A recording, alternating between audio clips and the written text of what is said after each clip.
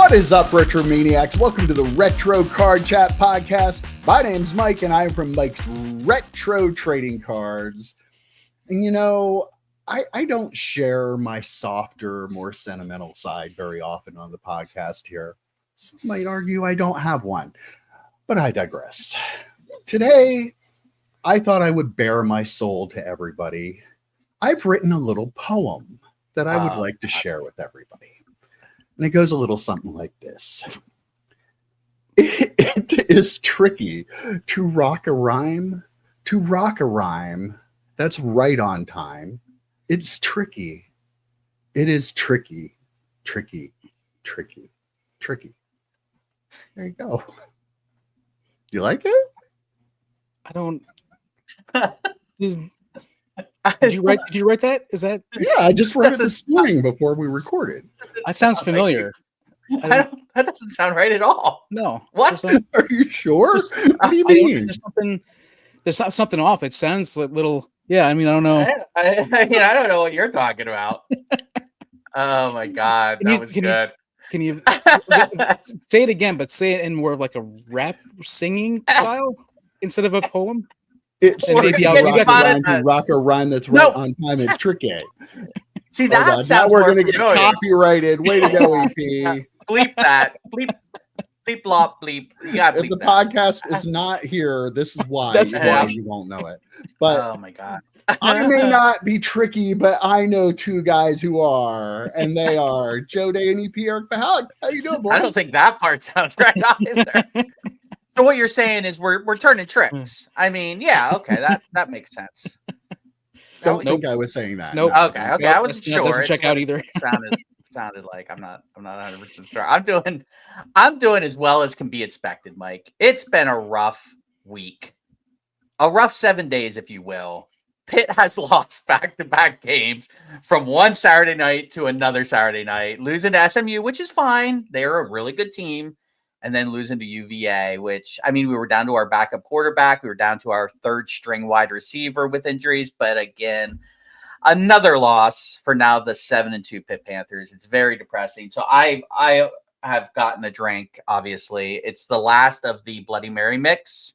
So you won't have to deal with that. I do have a bottle of champagne. So I think next week maybe I do some mimosas.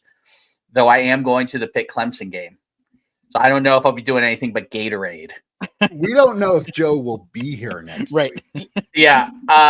They might just leave him on campus. And I honestly if anybody wants to be on call to have to record the podcast next week, let me know, because we may need an emergency guest at the last. Yeah, that's a fair point. And I'm trying to think of if they beat Clemson or if they lose to Clemson, which would make me drink more. I'm not 100% sure. That's really a 50-50. It really is a 50-50 situation. But yes, I am going. I'm going with some friends to the Pitt Clemson game. So hopefully that turns out good. So next week is going to be a little rough. So I wanted to get some stuff out of the way at the top this week. So I don't, obviously I'm not going to remember to do anything next week.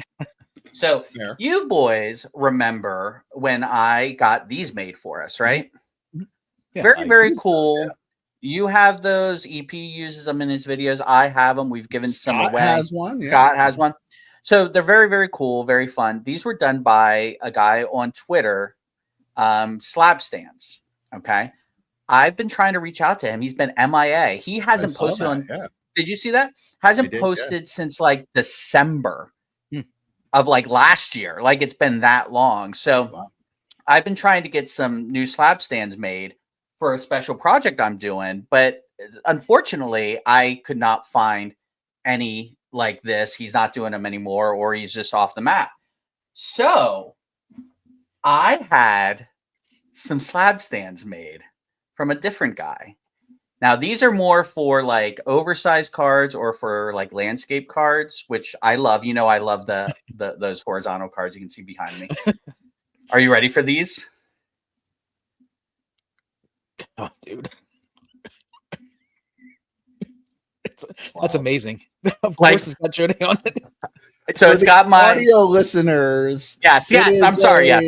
Stand with a Star Trek emblem with @JoeDay17821 right there underneath. Yep. right there. Bold So yellow lettering. Bold yellow. Sure enough, right there. Right there. Right below the Star Trek logo. Right there. So these are really, really cool. If you guys, we'll talk offline. If you guys are looking for slab stands like personalized or anything, let me know.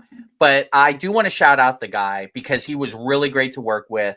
ArcaneTCGstore@gmail.com. Check him out. Hit him up if you're looking for slab stands like this. Like I said, he does mostly like for oversized cards. He doesn't have, like, if you look at the difference in size, like it's pretty noticeable. So it kind definitely of check looks him like out. when we were standing next to Dustin in that picture. Right. Yeah. Us, the three oversized slabs, if you will. But yeah, definitely check him out. They were like only, I think we paid $20 for the slab stand, or was it like 15 or something? These are like 15 to 12, somewhere in that range. So if you're interested, check them out. They're really, really, really cool stuff. And I'll be using them for Star Trek cards, obviously. I know, What it's else shocking. you gonna use them for? Right. That Might be. Well, I've been talking about like changing my Twitter and my Instagram, and I'm thinking about Star Trek investor. Not quite, but though you're gonna love the intro to one of the box rips I'm doing, folks. We don't know when it's gonna be out. Whenever it gets out, you're gonna love the intro to the box rip. But this will probably be the last time you guys see this setup. I'm going to be putting a case like you have behind you, Mike, up here. So this will be down for a little while. But I think I'm going to revamp as I'm getting the cards ready for that. I think I'm going to like take pictures of them, put them on Instagram, Twitter, as people do. So that's going to be one of my next card projects, which reminds me of the thing I wanted to ask you boys, your opinion on something. I saw on Twitter, someone posted, I've got another Grail card incoming. Okay. They posted the card. New Grail arrived. Okay. Looked very cool card. I can see how it could be considered a Grail. I commented, very cool card. I'm pretty sure you have more Grails than anyone I've ever seen in my life, though. I was punchy. I was punchy. You know, at with UVA being Pitt, I was pretty punchy last night. So I did post that. And he responds, or I'm sorry, they respond. I don't want to give anything away. They respond, anything over $2,000 is a Grail. So I wanted to ask you guys and the folks below, is that true? Like, we've talked about Grails before. What do you guys think? If someone says define a Grail, is it that? I think it's not that. It needs to be something that is impossible to get. Yeah, we've gone over this. We've given this what the requirements are for a Grail, and the price is really not even a part of the conversation, I think. Right? Completely agree. Completely agree. It should be something that's pretty much unattainable, or at least for you, pretty unattainable. Price may work into that because for you it's unattainable because of the cost, but there shouldn't be a hard rule about the price. And I responded to them by saying, that's not how I remember Indiana Jones and the Last Crusade going. Like, he didn't walk into the room and be like, how many of these cups can I buy for $2,000? There was one Holy Grail. He didn't look for the Holy Grail in every subsequent movie that came out. Right. Like, I got to go find the other Holy Grail. Yeah. Or he didn't go in and the guy was like, choose wisely because any of these are Grails. These are all Grails. You don't have over $2,000. I think an addendum to your thing about it being hard to find, Joe, is if it was something that was hard for you to acquire when you were a kid.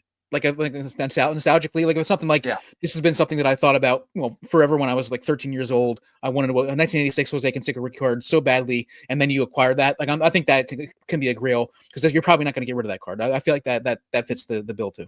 Yeah, the Grail should be like that one card that either you don't have or you do have. That if you had to give up everything else, that would be the one card you'd have left. Yeah. Like, your house is burning. You can grab 3 cards. Yeah, one card. I mean, you can grab one card, and it's that card. So when my house was burning, I didn't have that kind of time, EP. But way to bring that. I'm sorry. Topic up. Whatever, so sorry. Whatever, man. That pesky fire that destroyed everything I know and love. But not to make you feel bad about it at all. But yeah, that's a really good point. Like the last card you would sell. Ironically, this person who who I'm talking about, in about 2 weeks, that card will be for sale. Oh, and then yeah, he'll absolutely. admonish other people for selling Totally cards. will So, do, yeah. but I digress. I apologize for monopolizing the top. EP. You go. All right. How's it going, EP? Great. How are you doing? How's everybody doing out fine. there? Okay. Doing great. I've been doing something with my listings. I've been trying to get some more listings up on eBay, and I had some PSA cards I got listed. I got a bunch of other cards listed, but one thing I've been doing is ending listings and then selling similar on those listings, and pretty much it's just relisting them, but it's relisting them in a different format than just listing them otherwise. And it has really increased my sales in the last couple of weeks. Like, I mean, 2 to 3 cards a day. Like it's been kind of a really constant thing, and I feel like that's a really good just a little nugget. It's like this is nothing new. I'm not like a revolutionary. People have done this a million times before, but if you have a lot of cards in your store, this is something you can do to get kind of increase your working in eBay, like the as far as that algorithm, and then also getting new cards listed. It's a really good way to do it. So highly recommended. I've done that. I've done that, and it does work. Yeah, for sure. Yeah, so I've been trying to consistently do that pretty much every day, and it's helped quite a bit. I was on. Before I forget, I just wanted to harken back to the very beginning of this episode and say that, Joe, hopefully the nostalgia of Mike's intro eased the pain a little bit for Pitt, because we were doing this. I think people on the live stream know what this is, but maybe not everybody else does. We used to play SSX Tricky, a number of games in Mike's basement for hours upon hours upon hours. Yeah. And some people had to be up early to be work the next day. And we would like have to we were talking about, we would always like be like at the very end of the night.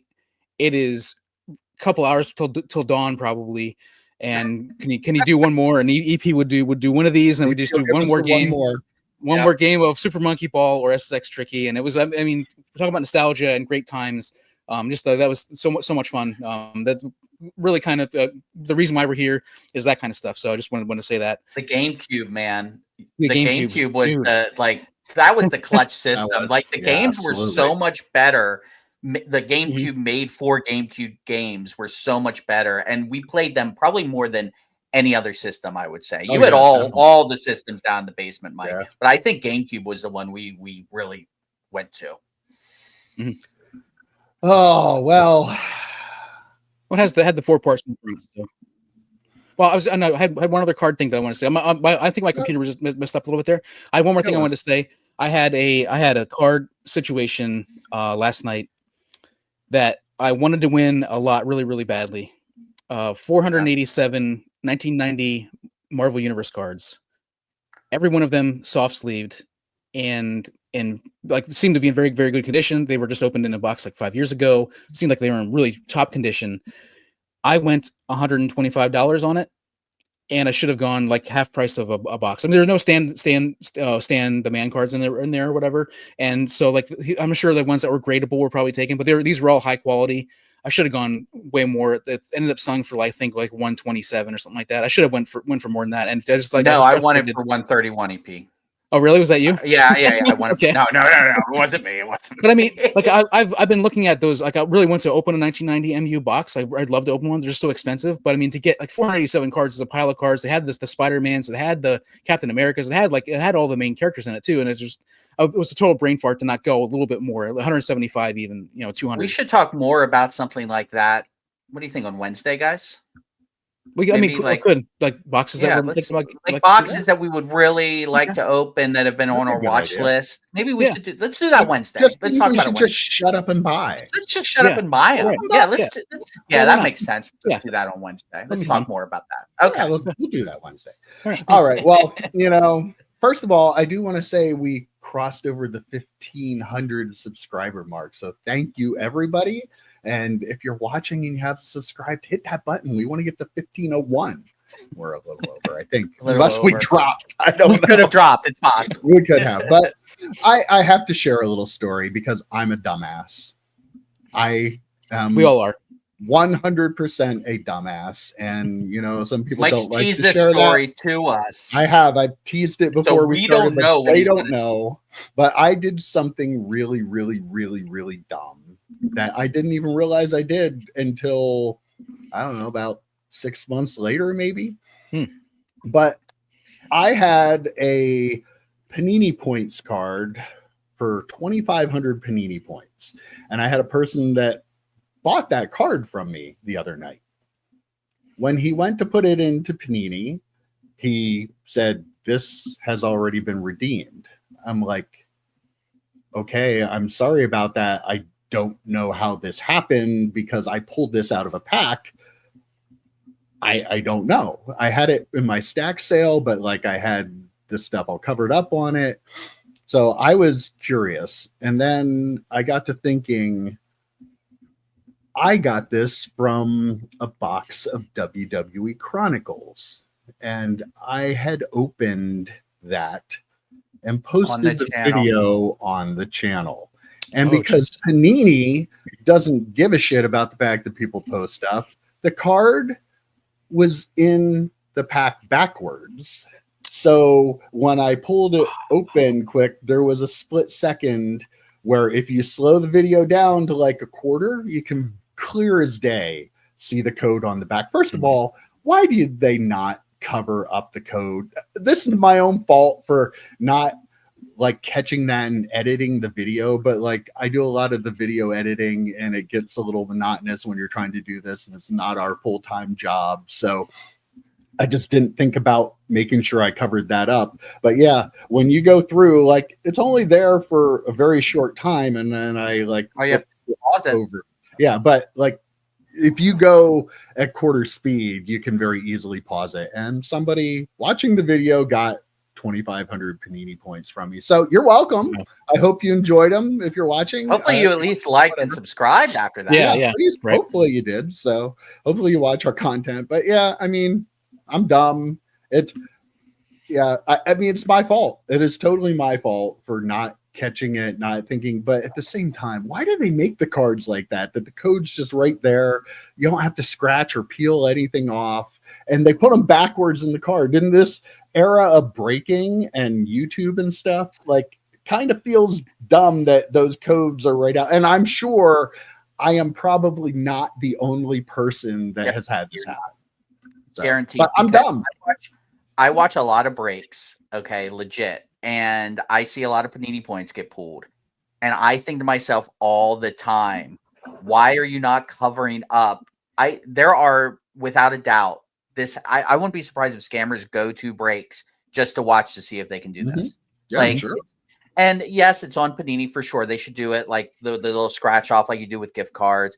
Yes, it's a little bit on you. You're the least culpable here. But yes, it's a little bit on you. But it's mostly on just scuzzy people in the hobby. Well, right? Like they exist, so you have to protect yourself. Yeah, for it, so and we always talk about being vigilant in the hobby, but it's just like you shouldn't have to. Like, it's just. May I ask how much that card sold for? Oh, I had it sold for $90. They sell for like $100. So I mean, not going to make a huge difference in my life, but still, yeah, it hurts a little bit. A little bit of a kick in the nuts. Yeah, I'd say. Mike was like hesitant to tell the story, and he shouldn't be. Like, this is just another example of scammers in the hobby, and like as much as there's a little bit of him to blame. Like, there's not really. Like, and I guarantee that person that was watching this, as if they've watched our shows, they're like, they hear us calling people scammers. They've already stopped watching this show. They probably start subscribed for when we drop any more breaks, so they can see if they can swindle more stuff from us. Yeah. But this is totally on them. This is like. Scammers are going to scam, and this is a perfect example of a scammer. If you are watching, you're a scammer, you're a swindler, you're a thief. So there you go. And this story is such a microcosm of the hobby. Mm-hmm. It's got everything, right? It's got ripping on a YouTube channel. It's got Panini screwing up, and it's got someone scamming. Like, it hits all the check marks of this hobby in a microcosm. And when you're going through like a box like that, like I wasn't looking for Panini points. So it's not something like, oh, I have Panini points. Let's be super careful. With like, it's on the screen before I realize I have Panini points and realize it's upside down. And yeah, like I said, I didn't edit it out of the video. That would have been the only way to do it. But oh, well. Moving on, let's get into it this week. The National are going to be adding 75 first-time vendor tables to the 2025 National. No, the people that have been on the waiting list and people that haven't been able to get in yet. I'm on the waiting list, but okay. So EP will be there. Yeah, thanks, EP. The big announcement. But yeah, each of the 75 vendors will be giving them out to 75 vendors, one table each. They'll each get an 8-foot table, and it'll be in a separate area. Apparently, there's an upstairs room wherever it's held in Chicago, Rosemont, and they will all be in there. But that would be kind of cool, actually. I think it's kind of cool. They're going to throw all them in. Hopefully, people will make it a point to go see what the new people have. I think that could, I saw some people saying there's an upstairs room and like questioning why they're doing that. But I think that could be good for those new dealers that, like, I know if I were going, which it probably won't be, but I would make it a point to go see what the new people have. Yep, so I think that could work out really well. But yeah, I applaud the National. I mean, they are listening to some of the complaints that the people that are going have had. I don't know if this ties into any competition from other big companies that are running big shows anymore. They're making the old guard finally rethink things, but hey, it's a good thing for the hobby, right? Maybe running shows, but that's besides the point. We'll talk about that in a little bit. But yeah, it is a good thing. I will say, so I watch, and I've brought them up on the channel before, and I know our buddy Mike Jones watches them as well, Silver Sports. And Ed from Silver Sports went to the Dallas Card Show, and he took a picture of a room he was in, and it was like a small room. It looked like just a local card show. And he goes, I was expecting a lot more from Dallas. And he was with his wife, and they drove off, and he didn't really look at the responses on Twitter. Turns out he was in one of the satellite rooms. He wasn't in the main room, and he took his lumps for it, and everyone kind of busted his balls about it. But like, I hope it's not just that at it's not like, oh, there's this satellite room, whatever. Hopefully they really promote it, and hopefully they draw and they push people to those new vendors. It can't just be them off, in a conference room 6 floors away or whatever.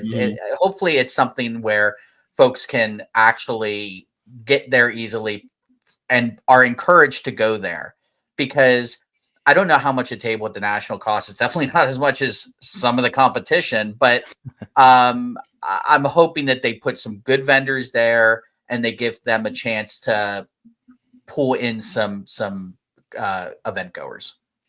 Yeah, maybe that's like maybe that upstairs room is like where they have some signings or something like that. Maybe there's already something that is up there that already draws people up there. Hopefully, if not, like you said, hopefully they add some sort of feature up there that will draw people. I know for me, I wrote it down. It's like the upstairs would be my first stop. Like I would make a beeline to the upstairs just because it's a new thing. As somebody who loves the hobby and set up and shows stuff, I would love to see these brand new people the people that haven't been there for years and years and years, like on the other floor, like these new people, see what they have. Like maybe they come in with like cool stuff at their tables and giveaways and all sorts of crazy stuff. Like it'd be really cool. Like to see that new blood would be exciting to me as a hobby fan.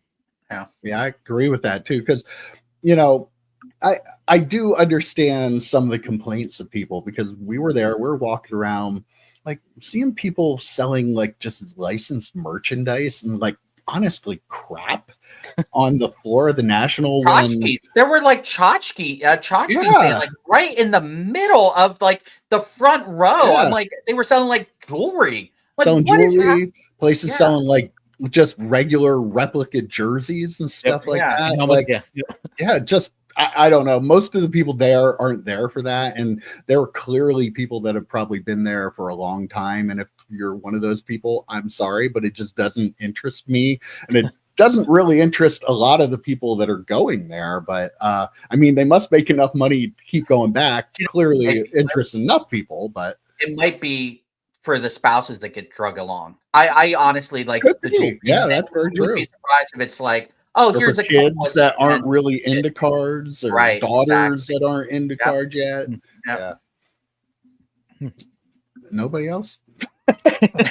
No, I mean, I mean, it's exciting. Like I will say that, like Joe said, I feel like the prices are probably cheaper than some other shows, but they're still going to be super expensive. So you do hope that they give them some extra juice and get some people to go up there. Like that's the thing.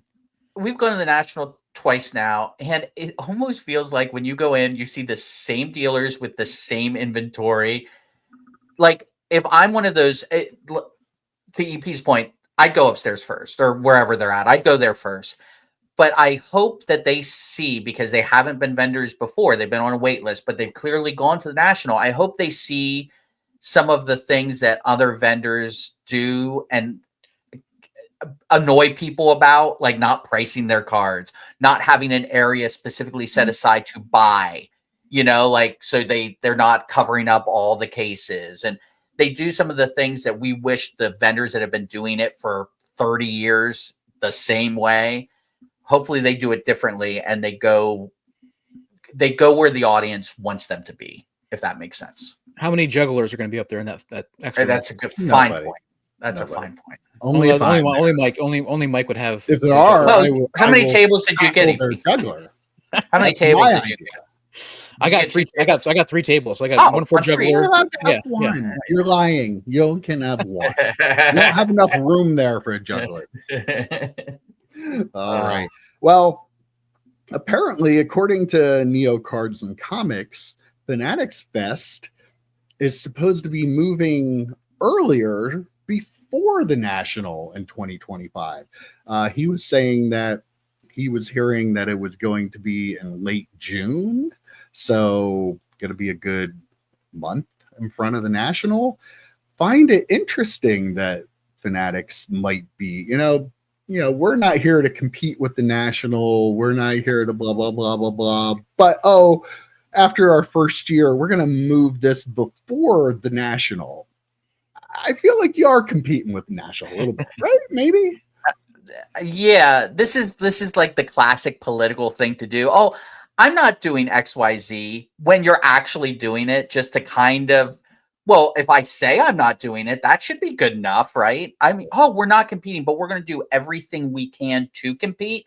But we're just going to say we're not competing, and people will probably believe it because people have very short-term memories, I guess. But to that point specifically about them moving ahead, I think they're trying to compete, but everything from the last Fanatics Fest makes me think they're not, because that wasn't a card show. That was, and they haven't been doing a very good job getting the card shows running. Right. So Fanatics Fest is basically, it's a fan zone with some cards, right? Like, and mostly from the price of the tables, 4 and 5 figure cards almost exclusively, it felt like. From the videos we saw, we did not go. But from every video I saw, I did not see dollar boxes at these shows. So while I think they are trying to compete with the National, they're not doing a good job of it, because you're not getting what you could get at the National at Fanatics Fest. Yeah, I knew we were going to talk about this. I believe the prices of tables obviously are cheaper at the National than they are at this. So I wonder if they're going to lower the prices. I wonder if they're going to increase the amount of cards there, because I'm sure they've seen a lot of the people on our our channel talking about how there are fewer cards, like it's not really a card show. And I wonder if they maybe try to lean into that a little bit more or not. Like that's a question. There are a lot of things that we don't know about the Fanatics Fest that's going to be happening, 6 months from now or 8 months from now. But it would be interesting to see if that evolves at all, if they just come in with the exact same thing. If that's the case, then they're not competing with the National, because the National is a completely different animal.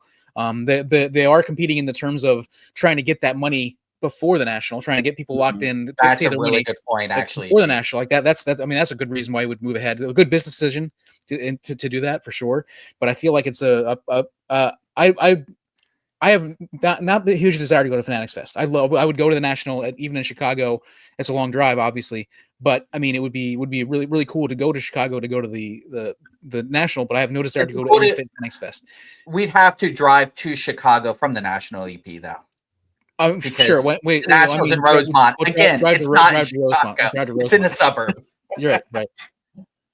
Yeah.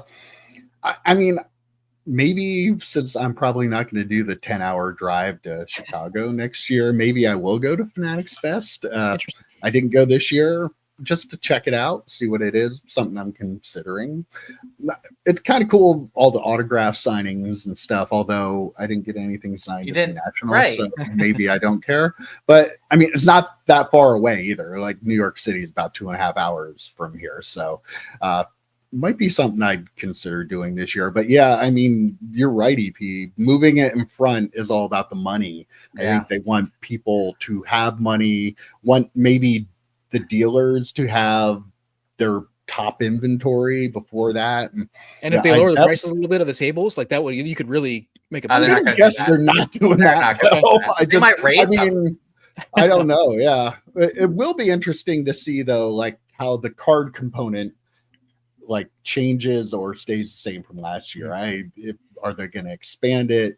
Is it going to remain the same? Will it be smaller? You never know. So I don't know how well the dealers that were there did financially, although a lot of them probably feel an obligation that they have to go if they want to be able to get products. So they'll probably always be able to fill it up. But yeah, I think it'll be interesting to see. I think I might want to go. Like I said, 2.5 hours is a lot better than 10 hours. I can't do that. Too old.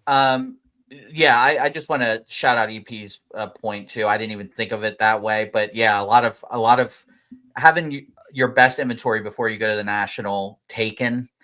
I mean, the way cards move around, though, that card will probably make its way to the national anyway, and just someone else. Oh yeah, definitely, yeah. But yeah, I mean, my thinking with the tables EP is I wouldn't be surprised if they go up. To Mike's point about you're kind of held hostage by Fanatics at this point, and so it'll be 2025. What licenses will they officially have at that point? They get basketball, don't they? Don't they get basketball first, or do they get football first? But they'll have another license. Officially, we'll have one of them. Yeah, next year. Officially, have one of them. Yeah, so that's another reason to think that they might want to expand it a little bit and actually have sealed products. The only sealed products were from like third-party people like David Adams. They're going to have a Fanatics sealed product booth with all the stuff because they, obviously the baseball stuff, but they started making football. They're going to start making licensed basketball or licensed football, depending on how that works out. I wouldn't be surprised if they have like half of that card area is Fanatics selling sealed wax of their own products, right? Would that shock anyone else? That big of a percentage, or I think you're exaggerating that a little bit, but I do think that they will be selling their own at some point. Absolutely. All right. Well, talking about Topps, they have this rich history with baseball cards. They had this really fun Jackson Holiday fun face card. And of course, they put out that 1989 Billy. Oh, wait, no, they didn't do that. That was Flair. That was Flair's card. You idiots. You stole Flair's property. But anyway, in Topps Chrome update, there is a dual autograph card of Billy Ripken and Jackson Holiday with their pictures from the F face and the fun face cards on it, and they both sign it. Joe, you've been waiting to talk about this. I'm interested to hear your thoughts. I'm a little upset with you, Mike, because you stole a little bit of my thunder. Here's the thing. All right. Oh no, here we go. Conspiracy hat time. Here's the thing. The only way it makes sense for Upper Deck to not sue Fanatics over this card is if Upper Deck's being sold to Fanatics. Like, I cannot think of another reason. EP, you're laughing at this theory. I know, I'm laughing at the shadow that's on your face. No. You're laughing at this theory. I know you are. Wait, hold on. I'll adjust for you. Okay. Anyway, you're laughing at this theory, but I joking aside, and how can I be serious with this on my head? But joking aside, why would Upper Deck allow this to happen? Why would Upper Deck not sue Fanatics over this? I'm sorry, you are stealing their IP. I was saying about the Jackson Holiday card, I'm like, ooh, that's kind of like when that card first came out, ooh, that's kind of getting iffy. And EP's like, well, it's a different picture, it's a different player. It's an homage, so I guess that's okay. This is not an homage. This is you lifting that card. Could you imagine if the next metal set, they use the picture of the 52 Mantle? Would Fanatics be like, oh, that's okay, we don't care? They would sue the shit out of Upper Deck. So my conspiracy theory is, unless Upper Deck sues, they must be getting bought by Fanatics, because there's no way this is okay. Well, I mean, this image, this thought is related to Fleer, like it is thought about Fleer, but they licensed that photo, right? Nobody from on Fleer's staff, I think, took that photo. They probably licensed that photo. That's why Topps is able to use it. And so I'm not sure that Fleer can claim that as property, even though it is linked to them. So I feel like they're probably not going to get sued for it. I do like the idea, the thought. As much as the fun face is a Fleer thing, I do like the callback. No, the fun face is a Topps thing. Well, the F face. I didn't want to say the F word. I want to clarify that to the viewers. The original fun face card. And Fleer was the ones who I believe tried to put the white on and all that sort of stuff. So I mean, maybe they could kind of get something with that as far as like the property thing. But like that, the photo is licensed, and I don't think they can come back on that. I again, as somebody who's a fan of the cards, they would be totally okay if Upper Deck decided to use the 52 Mantle card. If the art on the 52 Mantle card was an original piece of art, and they got the licensing for that piece of art, they could use that. This we're talking about the photo. And Fanatics would be totally okay with it. I'm not saying they'd be totally okay with it, but I'm just saying like that you can license that piece of art. The thing about the 52 Mantle is Fanatics is going to do whatever they want, and everyone's just going to bend over and take it. Long story short, pretty much, right? Yeah. I mean, we all admit that. Yes, that's not wrong. That's not They're wrong. not competing with the National. We're not stealing another company's IP. We're just going to do whatever we want. F around and find out. Come at us. That's exactly what they're saying. I'm sorry. We're never going to get a table at FanaticsFest if Joe keeps doing this. We can't afford one EP. I know. That's the joke. I know, but my joke back is it's so expensive we can't afford one. Listen, we know you're still upset from the pit loss. Just relax a little bit. Everything's okay. Don't take it on Fanatics. They don't deserve the beating that you're giving them every week. It's terrible. Comment below from that comment he just made. Comment below from that comment. I'm joking. Let's move on to the next topic and see if they deserve it, because the pricing for Bowman Draft Baseball came out, and that is going to be $519 a box for hobby boxes and $739 for jumbos. That's less than last year, right? $519 a box for a hobby box of Bowman Draft. Less than last year. Less than last year, right, EP? No, definitely not. I looked at the prices. It's definitely not. I rarely do research for this podcast. That's one of the things that I'm known for. But in this case, I did look at some of the prices, and to go back to we were talking about. Well, first off, before we even get started, Mike, when you're watching this, you were looking down, reading off your paper. You need to see Joe's reaction when he leans into this topic at the very beginning. When you were reading it off, you didn't see it. It is hilarious. It is, it was hilarious. So, but anyhow. I was looking into the prices, and I reminded back to the case project in 2023. And at that point, I was already what I did was I used 2022 prices and releases to kind of like make out a schedule of what I wanted to get. It didn't quite work out the way I wanted it to, but I know that even then I was priced out of Bowman Draft. Bowman was going to be a stretch for me to be able to make money back off of it. I'm glad that I hit the card that I hit, but that allowed me to keep going. But Bowman Draft was already so out of this world priced. Bowman Chrome, the same thing. I think they're both way too expensive for what you get out of them. Again, these are breaker products. But when Bowman Draft was definitely out of this world. Bowman Draft is a breaker product? Oh yeah. Definitely. I mean, they break a lot of it, but isn't that something that used to be like someone could buy a hobby box of it and sit down and enjoy it? My Mike Trout, my Mike Trout rookie card, the 2011, the one from I thought it was 2012. I was about to from draft. The one I got from, I did open it in 2012, but I found it at Target, at a Target for like $50. I got an entire retail box for like $50. Like that used to be that kind of product where it was the same thing as Bowman, where you would buy it and you would hold on to the rookies for a while and hopefully would turn into something. Then your $1 card turns into a $5 card or a $10 card kind of thing. But now that's not the way the hobby works. And a draft is, again, back in 2023, a couple of years ago when I was looking about opening cases, I was already priced out of that product. So then this is it's been ramping up. I think in 2021, the price was down a little bit compared to other years. But I mean, if you look on blowout cards, but the price is just outrageous. This is an example of, I think it went up $200. 2021 though, that could have changed any of this. Fanatic. This is my issue, and I don't buy this product, so I don't care about the price. But we've talked on this podcast about where are things going to go with Fanatics and pricing?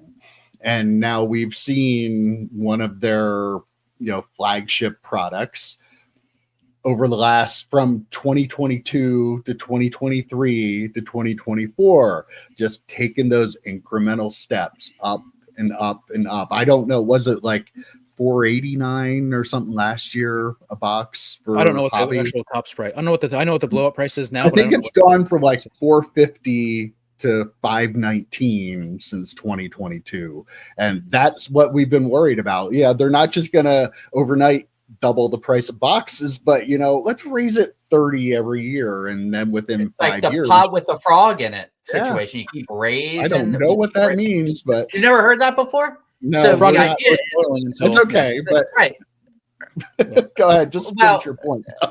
But my point is, you put that frog in the water and it's cold, and you just keep raising the heat, and before you know it, the frog's boiled. That's what's going on with this. You've never heard that expression before. No, but EP, you've heard that. Oh yeah, I've heard it. Yeah. Okay, you have now, Mike. So learn something new every day. But yeah, it get a little warm. But now we're starting to heat up. I think you said morbid. I think you said the word morbid. Oh yeah. Morbid, it is the way the card market is going is getting morbid, Mike. I completely agree. Okay, that's fair. But to my point, if we were doing a hot take right now, I think Bowman Draft is the biggest scam in the hobby, and I'll tell you why. Jeez. How much is a box, Mike? $519 for a hobby box. And guess what they can get away with saying? They can say, well, you only got 10% of value now, but these are all prospects. So they might be worth a lot of money in 10 years. And that's how they're selling this product, because unless you hit one of those big names that is a big name already, chances are most of the cards you hit are going to be people you have to wait for. So when you're paying $519 for a box, you don't know how bad you really took it for a couple of years. That's why I think it's a huge scam. And baseball is the one sport that does this probably more than any, because football, who the top guys are going to be. Same thing with basketball. With baseball, you can get away with saying, oh, you're prospecting. It doesn't matter. You only got 10% value back, because maybe in a year or 2 or 5 years, those cards are going to be worth 100, 200, 300 times what they're worth now. They're definitely squeezing the collectors here with this, but I think Mercury is probably a bigger scam like that. I mean, I feel like that $8,000, I just feel like is a because Mercury, exactly what you're getting. You're paying $8,000 to hopefully get Wembanyama autograph cards, which you get in every box. Like, they're not being shy about Mercury. They're saying this is you better be able to afford an $8,000 box and open it, and this is exactly what you're getting. With Bowman, something that used to be $50 a box, $100 a box, now it's 5 times that. It went from a product that everyone could potentially buy and have fun with to now a product that you're spending over $500 on and may not get anywhere near the value. At least the Mercury, you're probably getting a decent value, decent percentage of value out of it, because you're pulling those Wembanyama's. And if you put them on eBay, you could probably get a good chunk of money for them. I feel like this product, the Bowman Draft, should probably be like a $350 a box. I could see like $350 seems like the price it probably should be. Maybe $400 is pushing it for a lot of people. I think if it was $350, it'd be a product that I would think about getting. And it's still way overpriced for me, but I feel like $350 is probably where it should be. This kind of feels weird because like they're draft prospects. They're not loading it up with like memorabilia and stuff that costs them money to obtain to produce the set. So like production cost of this set is probably one of their lowest out of everything, yet they charge pretty good price for what is a basic card.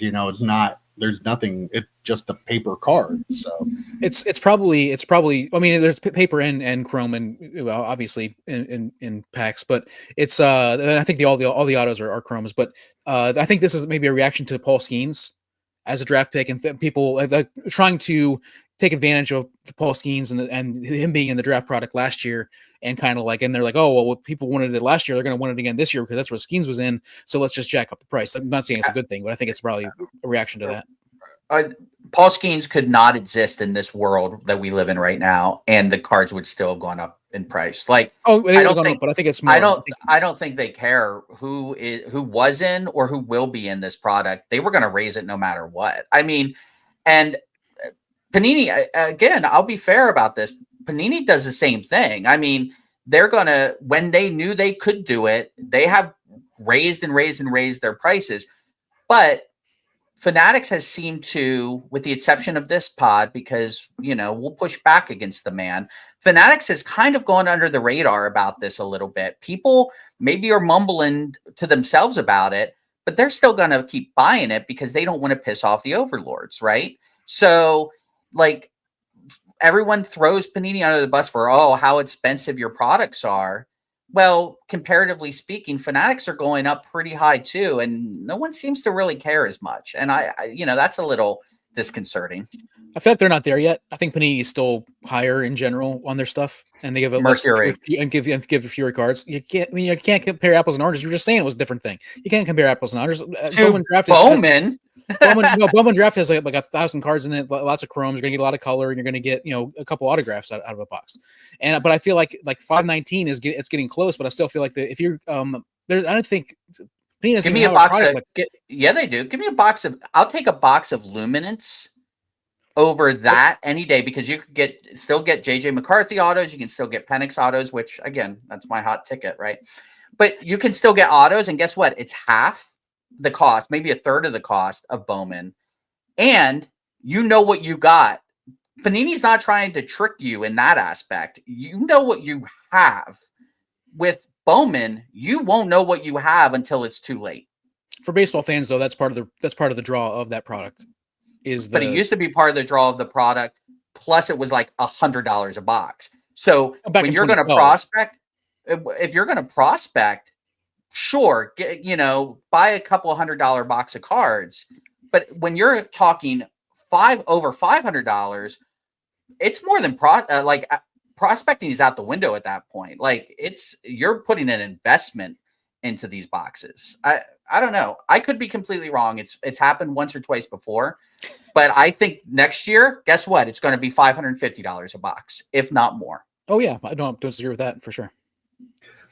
Well, if baseball isn't your thing, Fanatics has signed a deal with Jake Paul, and they are going to be making Jake Paul cards with signed relics from his Mike Tyson fight. So, none of those fights are faked, but, they're putting this money out for stuff for a fight that he might lose, except he won't lose because they're fake, right? I don't know. I'm not saying they're fake, but they could be fake. But yes, and Jake Paul will also be in multiple top sets for the next year. So it must be a 1-year deal. Yeah. Jake Paul cards. Are we getting some? The only thing that I'm interested in is if there is a Mike Tyson Jake Paul dual auto. That'd be priced that. Well, there's no I did not see anything about Mike Tyson being in it, but yes, they should have Mike Tyson. Oh, they will, right? Dual relic autograph, like that'd be freaking amazing. I'd love to see that card. I could never afford it, but that would be an amazing thing. A Mike Tyson autograph, yes. Jake Paul autograph, I don't care at all in any way. I would still rather have. Is that one? Is that the one there? The lead one? Yeah, the Mike Tyson knockout autograph. Yeah. I do have to ask, Joe, did you buy little swords for your martinis for like on the show, or for your Bloody Marys on the show? Did you buy little swords? Little sword? Did I see a little sword? I have no comment. But yes, I did. We're great. They're like toothpicks, but they have little swords on them. So yeah, back to the topic, Mike. Someone's got to stay on message here. Yeah, I mean, it's not for me, but it is definitely it's going to be very, very popular. Oh yeah, I think it will. We know a lot of the people in the hobby. We know this is something they will really, really enjoy. Absolutely. All right. Well, we have all had issues with non-paying bidders. It's frustrating. You sell something, you're all excited, and then they just don't pay, right? We can all agree that is one of the most frustrating parts of the hobby. Well, a while back, we talked about a sealed case of 1979-80 O-Pee-Chee hockey that was sold at auction for $3.72 million. We had an update at one point that the buyer had paid the $3 million of it, but had yet to pay the rest of it and kind of lost interest and was trying to figure out a way to find somebody to pay for the rest or do whatever. Right. Well, it turns out that the guy actually never paid anything. What? So it is going to be going back up for auction because, yes, somebody won who was vetted and cleared to bid on it, won an auction for $3.72 million and then did not pay it. Next time I have somebody on eBay not pay for a $5 card, I'm going to be like, well, at least it wasn't $3.72 million. Well, who was this through? Was this Golden? No, it was an auction house in Canada. Okay. Like, I remember talking about this at the time. Remember the guy won and he said something like, oh, if someone wants to buy it instead of me because it should go to a true hockey fan. That was the update that we had. And I'm like, oh my God, and imagine the seller. It was like, and I don't know where those cases would go for now. Maybe it's a blessing in disguise for the seller, honestly. I mean, maybe that case would go for more. We are talking about boxes that we have in our watch list that we should just buy on Wednesday. I don't know if a case of this would count towards that. Maybe Mike, you might have it in your watch list, but might be back on there now. Yeah, might be. But I'm curious on what the estimate is for this card to go back for auction, because I'm assuming there were quite a few people trying to get it. So hopefully it works out for the seller. But yes, again, that's like the classic EP. You remember this when you sold your Drew Jones. How you waited 3 days for the guy to pay, and you're like, oh my God, is this guy gonna pay? What's going on? It's just it really sucks. Yeah, it does. I think that when people in the hobby, they get it. Like they get it. They understand the seller side of it. But a lot of people, this was a story that made mainstream news. I mean, Gretzky, a potential case that had potential full of Gretzky rookie cards, right? And so that made mainstream news. But a lot of people, in that aspect, wouldn't think about the seller. But that seller, I mean, you think about, like, imagine if it was the Drew Jones for me, like the spiraling, everything spiraling out of control for you when you think that you have, okay, well, this is a huge sale. This is probably like sale of a lifetime type of sale, and all of a sudden it's spiraling, and now it's gone. You had to know when we got the update when you only paid the $3 million, right? Like, this is not going to happen. He only paid. He paid $3 million, but the thought was that he paid the $3 million, right? He had come out and said he paid $3 million of it, but he really lost interest and wasn't that big of a collector and was looking for somebody that wanted it. Yeah, I mean, yeah, sure. Well, like, I would love to see this get to a collector, but it's not going to. Right? It's going to get to an investor. Like this, we talked about. I talked about this last week with my hot take. There's too much money in the hobby. People that buy this are buying it as an investment, not as a collector. I think the guy at a very minimum should let the people that sold it come up and punch him in the face one time, right? Yep, one solid punch. Right, they're due one. Like, if I backed out of a $3.72 million deal, I feel like they deserve to punch him. Yeah. What would the seller fees for that be? Like, I don't know. I'm not sure what the auction house is, but you think about the amount of money the seller fees would be. Like, it's just outrageous, right? Yeah, that's a good point too. Although a lot of that stuff, it's buyers that pay the fee. Buyer's premium. Premium. So, yeah. All right. Well, boy, did you see that there was a new record set for a Shohei Ohtani card sale? His 2018 Bowman Chrome Orange Refractor autograph, numbered out of 25, sold recently in auction for $533,000. It is the most ever for an Ohtani card. There's a little bit of a surprising twist to this story. Dun dun dun. It was a BGS graded card. Yeah, BG. BGS Black Label 10. I was going to say, was it a Black Label? Yeah. So, like, when we talk about why do people even send cards there, really, I believe their Black Label 10 is really the only reason that a lot of people 100%. are sending. They're trying to get that, because regardless of what BGS has become in the hobby, their Black Label 10s are clearly still really popular in the hobby, and the highest sale for an Ohtani card so far, which kind of surprised me. It's only 533,000, but yeah. So I famously, when we started this channel, one of the first videos was me cracking that Brady out of a BGS. I'm assuming whoever bought this is going to get their tile clips, get their screwdriver. No, don't do it. No, don't do it. And then cross it over to a PSA. No, joking aside, I'm curious about, man, I shouldn't have wasted the hat, because I'm now curious. You can put it on again. Can I put? Oh no, you know what? I'm not gonna. Go ahead, I'll do the double hat here.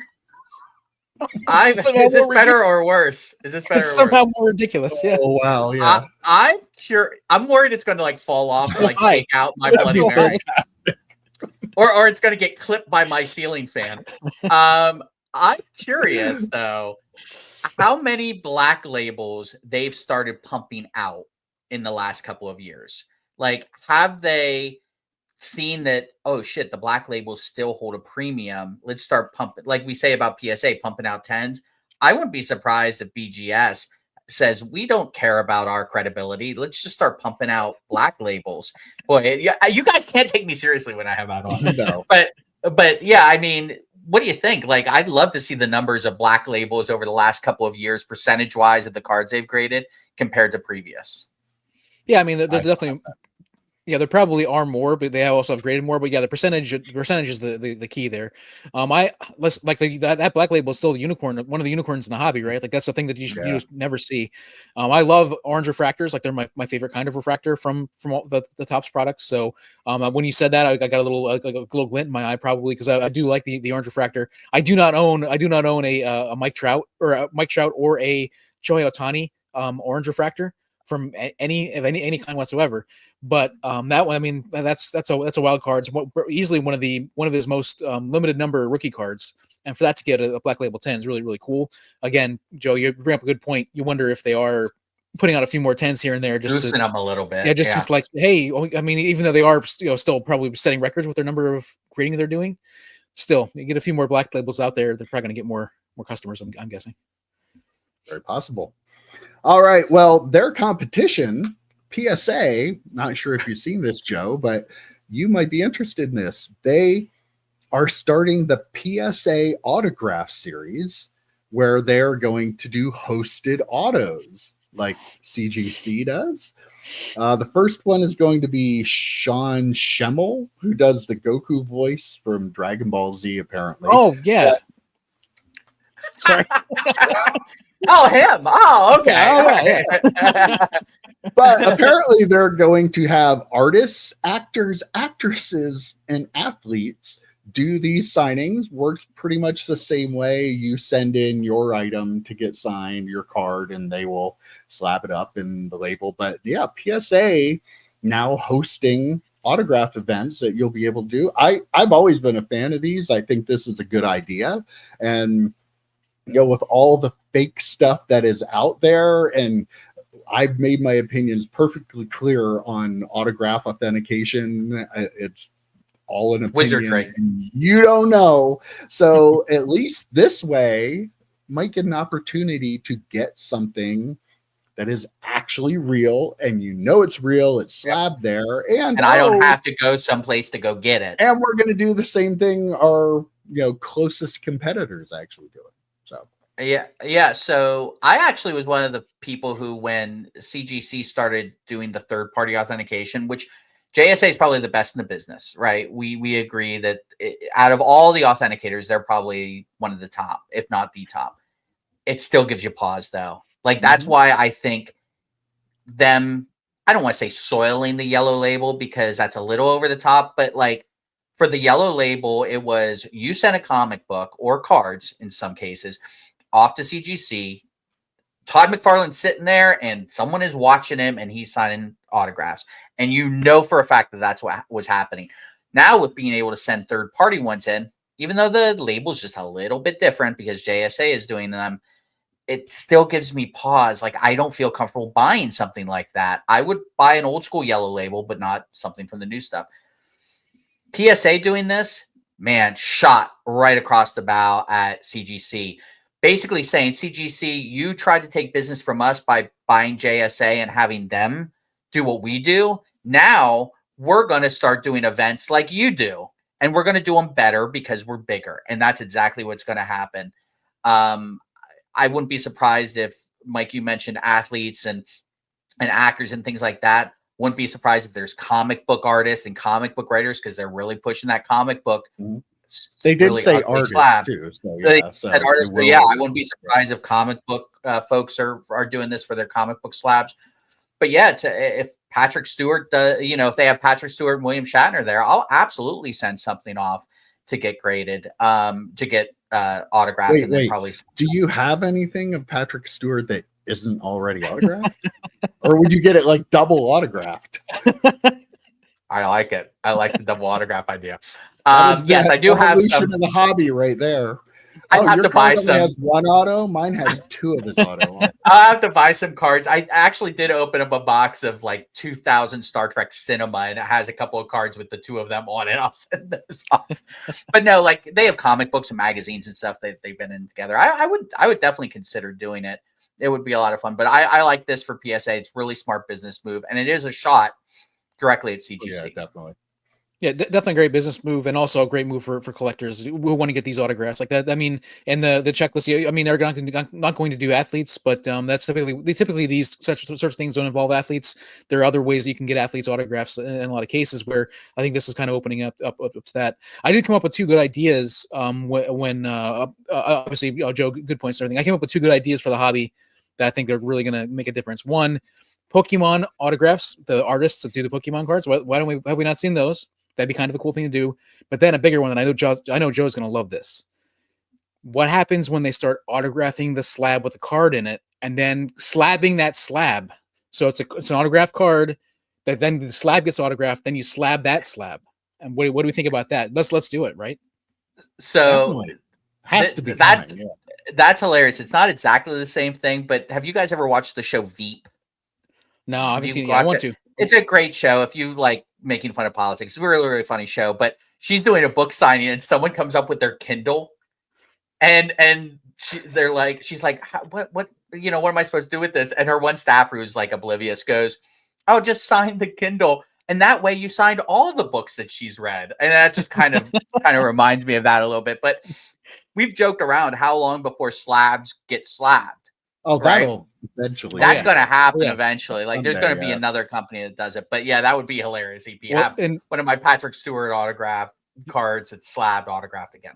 There are a lot of people out there who think that putting an autograph on a card ruins the card because it's not the pristine card. So now you get the slab autograph, you get the 10, then the slab, then the slab on top of the slab has the autograph grade. And then someone will wipe off that slab and then have Shohei sign it in his Japanese characters, right? Like that's what'll happen next.